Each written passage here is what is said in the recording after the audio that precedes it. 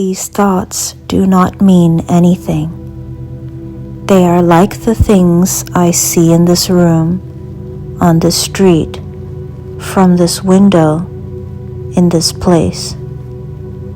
Unlike the preceding ones, these exercises do not begin with the idea for the day. In these practice periods, begin with noting the thoughts that are crossing your mind for about a minute. Then apply the idea to them.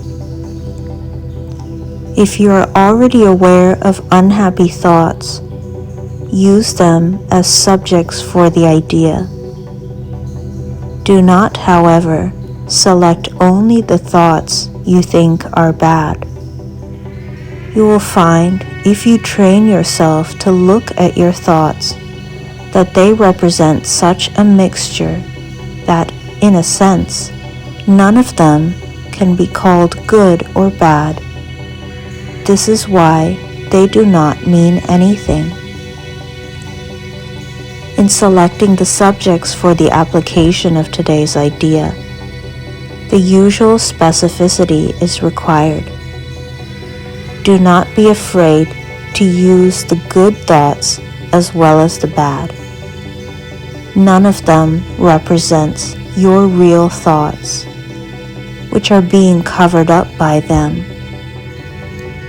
The good ones are but shadows of what lies beyond, and shadows make sight difficult. The bad ones are blocks to sight and make seeing impossible. You do not want either. This is a major exercise and will be repeated from time to time in somewhat different form. The aim here is to train you in the first steps toward the goal of separating the meaningless from the meaningful. It is a first attempt in the long-range purpose of learning to see the meaningless as outside you and the meaningful within. It is also the beginning of training your mind to recognize what is the same and what is different. In using your thoughts for application of the idea for today, identify each thought by the central figure or event it contains. For example, this thought about blank does not mean anything. It is like the things I see in this room, on the street, and so on. You can also use the idea for a particular thought that you recognize as harmful. This practice is useful, but is not a substitute for the more random procedures to be followed for the exercises. Do not, however, examine your mind for more than a minute or so.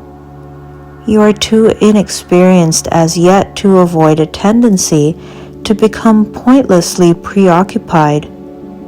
Further, since these exercises are the first of their kind, you may find the suspension of judgment in connection with these thoughts particularly difficult. Do not repeat these exercises more than 3 or 4 times during the day. We will return to them later.